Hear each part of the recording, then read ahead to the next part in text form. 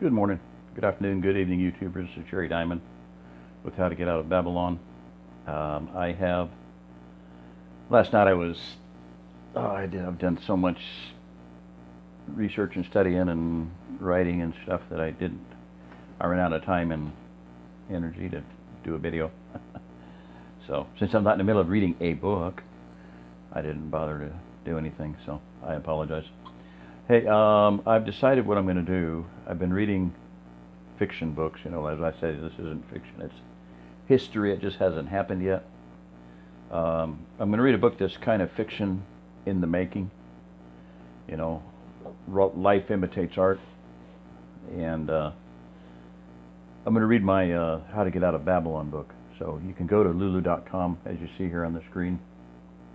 You can buy it. A lot of people download the PDF and then send me some money. That's good, because I don't get anything if you buy it from them. I mean, I don't care. It's a hard copy, but I don't have anything in there to make anything, and that's fine. I mean, it's been out there for 18 years or whatever. Ever since I first published it, I haven't made anything on it. At first I was, and then they weren't keeping track, and I never did get any money from them. So I just thought, well, if I'm not going to get any money from them, I might as well not charge anybody any money for it. So that $6.08 is what they charge to print it and mail it.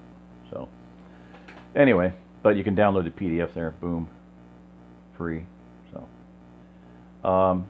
that's I'm going to read that and it'll be an updated version. You can, if you want to listen to it as like an audio book. I read the first 6 sections, and they're early in my, a lot of my earlier videos there. I think I probably have a playlist on it. If not, I'll make one. But there were 8 sections, and I read the 6th one, and then things changed in my life, and blah blah. Stuff happens, as Forrest Gump would say.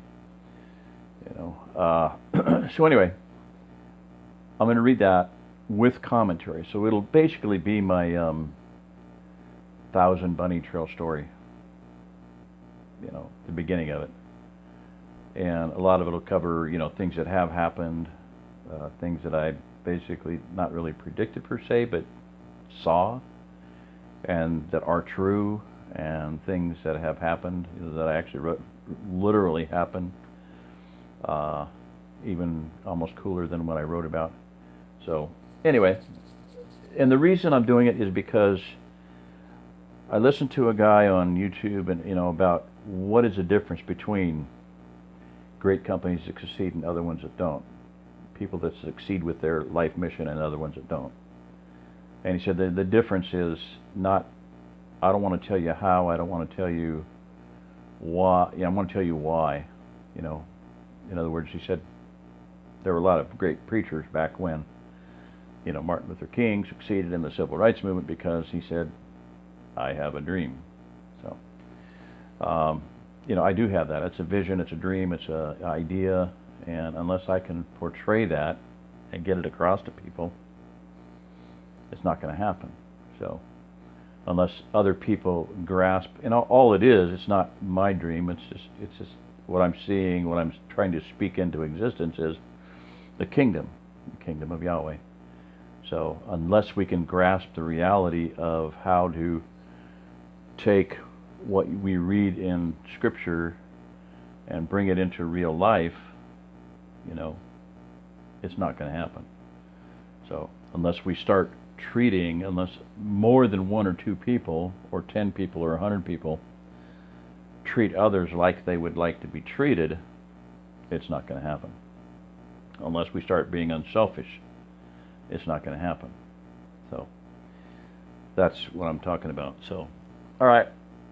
So just as a kind of a recap, not a recap, a summary, I ran across a review that I did many moons ago, and that the way I did it, I read a book and I wrote a review of it, and it's a good encapsulating or summary of a big chunk of my story, my saga. So I want to read this.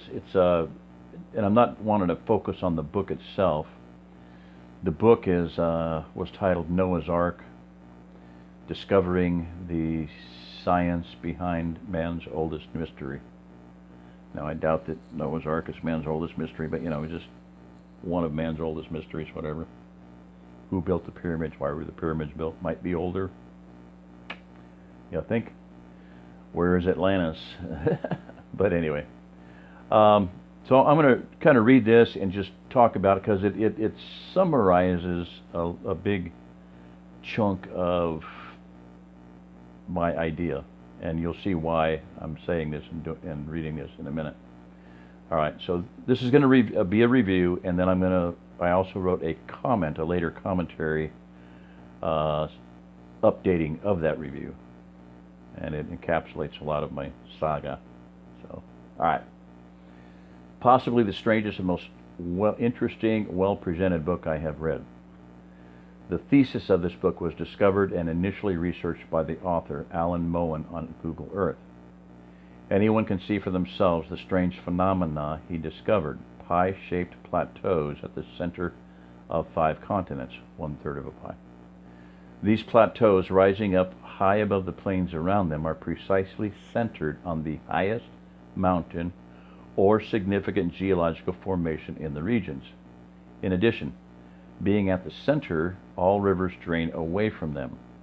Why is that significant? No floods would occur due to heavy rainfall. These plateaus are so huge. Sorry. These plateaus are so huge. Sorry. And are so peculiar yet similar in size, shape, and degree of arc, precisely 120 degrees, 1/3 of a pie, for which the percentage would be 33 1/3, 33.333%, and the decimal is 0.333, that they demand some hypothesis to explain them as being artificially built. If that is the case, that they are indeed artificial, then they are undertakings rivaling and even far surpassing this construction of Stonehenge and the pyramids based on the sheer magnitude of tonnage of materials used in their construction. Mr. Moen presents evidence that 3 of the 5 have evidence of a civilization of tall, blonde people in the area. Right at the center of North America were, and still are, the Mandan Indians, right by Turtle Mountain in North Dakota, one of the plateau arcs of angle. That's about right about there, 120 degrees. The Mandans were discovered by Lewis and Clark, who were directed by Thomas Jefferson to look out for white Indians who spoke Welsh and Hebrew. Their chief was named Big White because he was over 6 feet tall, had blonde hair, etc., blue eyes. I have a cousin who lived within 40 miles of Turtle Mountain, quote unquote. People up there, the local name is mountains plural, but it's basically is one, like the OzArk Plateau. OzArk Plateau is a couple hundred miles long. It's one dome, according to geologists. It's one mountain, one peak. Her brother worked with a huge Mandan with blonde hair, blue eyes. This is just another intriguing part of the puzzle. The ancient Indian lore of how Turtle Mountain was built, that a mountain was built, but it was too small. The Great Turtle instructed them to build a soft landing place, a soft landing spot, for a woman that would be falling from the skies. And then it was realized that it was too small, so they made it bigger. That is borne out and can be seen from satellite images. It is so obvious that even on my Droid phone, this was back when, I can clearly see a 30-mile plateau arc and a larger 50-mile plateau arc. So yeah, they are artificially built. By whom or what is the question. And I'm not even, never have really bothered who, what, when, where. A worldwide organization of 5 expeditions of perhaps 30 to 100,000 people each to explore, survey, yes, perhaps that was already done, but still to plan out, design, troubleshoot, build hundreds of miles of raised areas, some 300 feet high or 1,500 feet high, who knows how high they were, I did a rough calculation, some 1,500 cubic miles of rock, earth, logs, etc. utterly boggles the mind. In addition, after several thousand years, they are still green, still fairly level, and still clearly evident from space. Alan presents Noah as the architect and builder. I have no opinion about that, as it is so far out of my paradigm at present. However, the evidence he presents clearly warrants some kind of explanation along those lines. In other words, some kind of expeditions. The book, if it were fiction, would likely be a New York Times bestseller. It is so utterly fascinating, reading like a top-notch thriller or mystery. Moen presents a scenario of a highly organized, worldwide, systematic organization of multiple expeditions to create safe havens of arks of such gargantuan proportion that they would be capable of sustaining life under severely adverse conditions for millions of people. And he should have written it as a novel. Made it about a 600-page novel. He would have gotten a lot better sales and exposure. I have read hundreds of bizarre ideas and unexplained phenomena, but this book is right up there with the top 1% for the top spot. In fact, I would absolutely place it as the number one strangest yet most well-supported and thought-provoking thesis I have ever read, and I have read widely, diversely, and intensely for many decades. Okay. And then my follow-up really explained it even more. This is a follow-up to my Jerry Diamond's review of Alan Moen's book on Noah's Ark. I have to tell this story. I had several unanswerable questions about the book. Many of them related to who, what, when, where, how. The why is pretty clear. Was it really Noah behind these gigantic arks, and if so, that seriously affects the literal story in the Bible? Was it done by those who refused to listen to Noah? Was it fallen angels who engineered the operation? In any case, what is the explanation of the blonde hair, blue eyes of people living or buried near the arks? There are hundreds of questions like that one can ask and have little to no hope of ever receiving answers to. The strangest thing is that my one huge question was this, and I actually prayed this. Okay, so I felt like I was led to learn about this bizarre and apparent fact, that there are these artificial safety zones which were prepared many centuries ago. Of what possible practical value can it have today in real life and in my life? Why was I shown this? I received an answer in the form of a live woman who stood in front of me, nearly yelling. I wake up every morning and the clock says 3:33 a.m. What does 333 mean? What does 333 mean? More on that a little bit later. I need to preface the story with a little bit of my own story so that her story makes sense. And this is where I'm just going to give a quick recap of my vision. In the year 2000, I had a vision of a young family of refugees coming through the woods. I see them find a home that they never knew existed before they saw it, but which had been built for them or whoever found it first.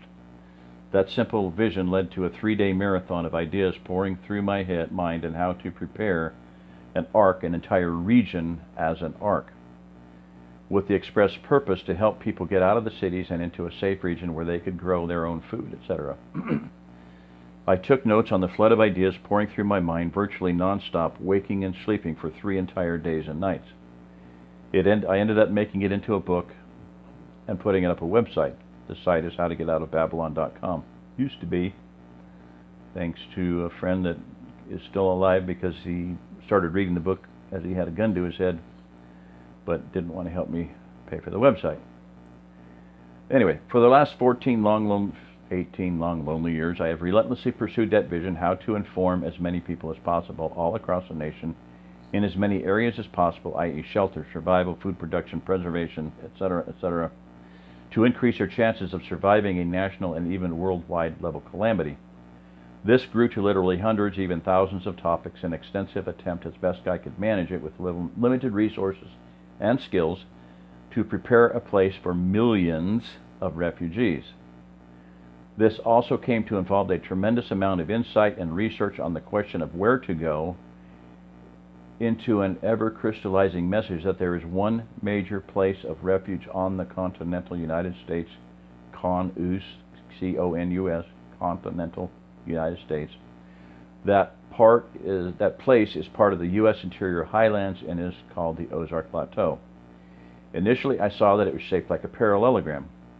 Oddly enough, after reading Moen's book, I realized that it was shaped like a diamond, and that it consisted of two facing, opposing 120-degree arcs. I talked to the author, Alan Moen, on the phone. I asked him if he had seen that coincidence, and he had. In addition, he pointed out that if you bisected the two, the line points straight to Turtle Mountain. Strange. I said, what does that mean? He goes, I don't know, but it's cool. You know, I mean, it was just like... And he asked me, he said, I got his phone number from, just Googled it, you know, and he asked me for my phone number. I gave it to him, you know, 417-988-0333. And he goes, your phone number has 3 3s in it. And I was like, wow. I hadn't not connected it because I'd had that number for like 12 years. I wondered why in the world I got a long distance number when every business, every church, every family, every cell phone in the entire area had a 276 prefix, a local prefix. I got a long distance prefix centered in Springfield, which is the center of the circular region, this river basin around the OzArk Plateau. Anyway, he immediately pointed out it had 3 3 in it. I was strange again. I learned about the Laurentian craton from Dutch Sense and learned that the craton is a gigantic arc. It literally floats. It cannot sink. In Greek, it means shield and is the core of the North American tectonic plate. The OzArk Plateau is the heart of the craton. I wrote a manifesto and did a video series, you can look it up, manifesto for the OzArk Plateau of over 100 points that show that it is the best place to relocate to before or in the event of a national level economic, social disaster, earth catastrophe, foreign invasion, end of the world scenario, the end of the world as we know it, etc. Back to the woman who woke up at 3:33 every morning. If she got gasoline, it was 3:33. You know, the total price was 3:33.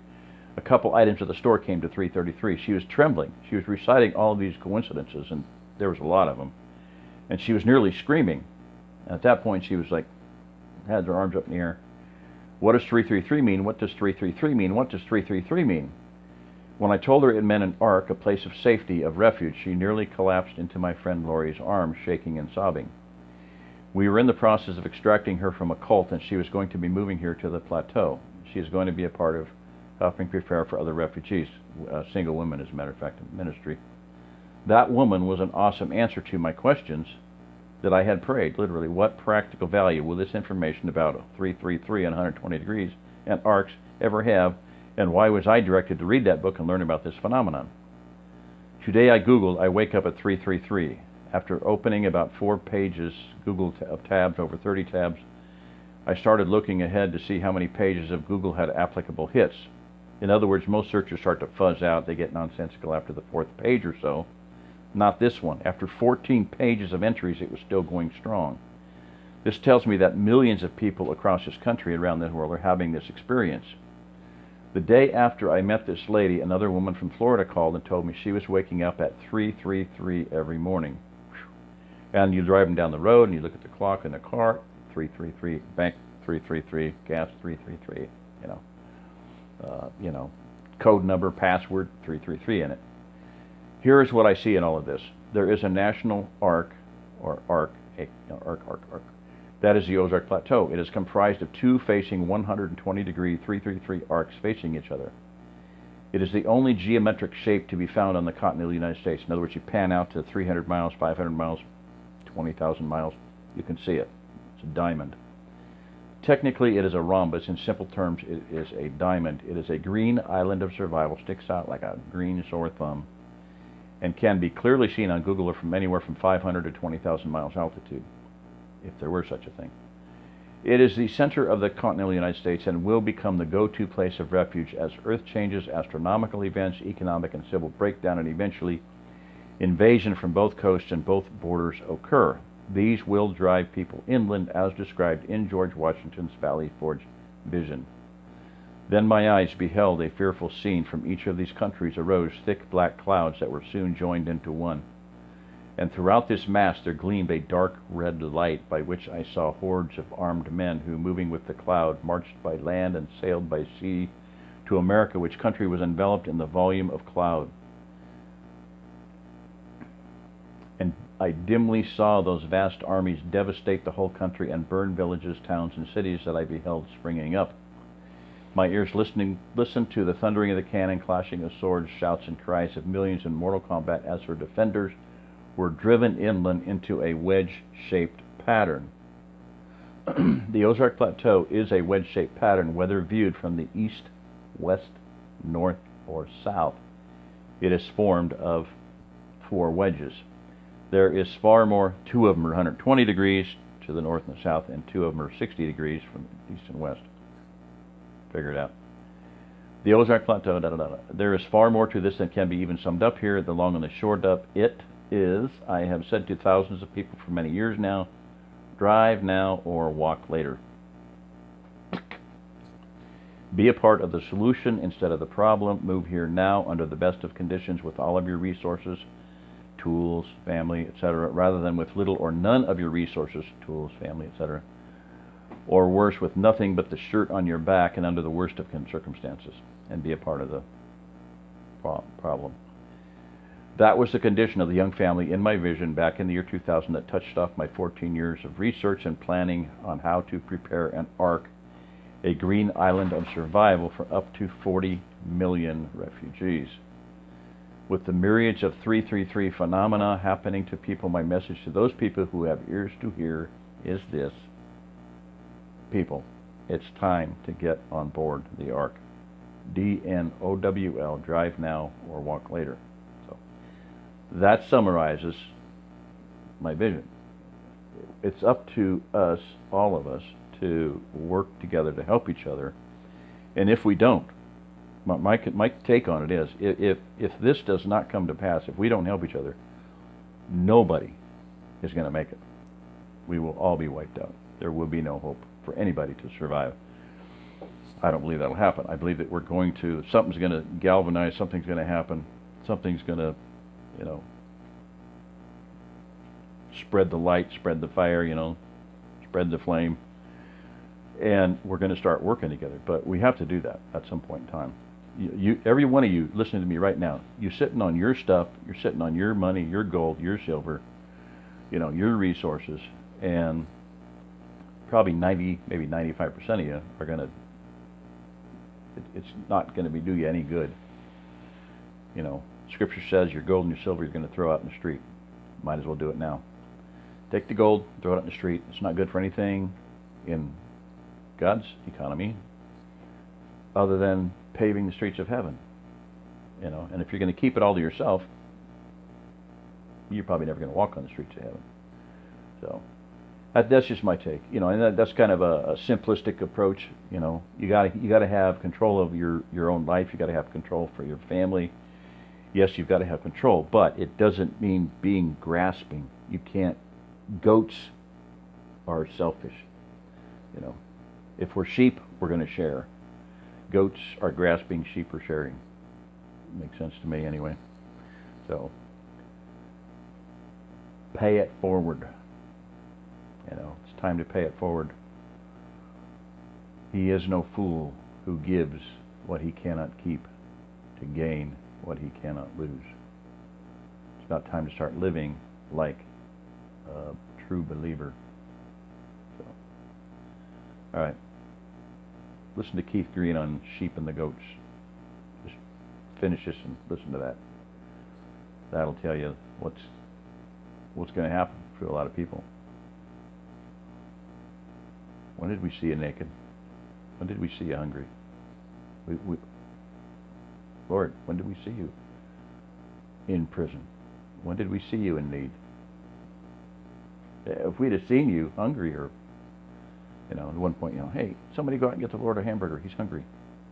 It's too late for that, And I don't think he eats at McDonald's or Burger King. So, no, it's happening right now. The number of people that have been sent away hungry, ignored, starving, cold, thirsty. I can't tell you how many times that has happened to me. So, from people who supposedly cared for me, supposedly loved me, smirking while I was starving, laughing while I was freezing. talking behind my back when I was thirsty and had nothing to drink. Yeah, so that's everyone that is in that situation. They are Messiah to the person next to them. They are Jesus. They are Yeshua. And they're being ignored. So start treating each other like you want to be treated. Like you would like to be treated when it's all over. When the game's over and you're standing in judgment, how would you like to be treated at that point in time? There's some people, if I'm up there, hey, come here. This guy says he's your friend.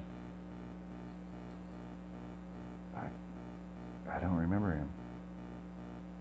I knew somebody like that one time. Looks kind of like that, but that man there, I never knew him. Sorry.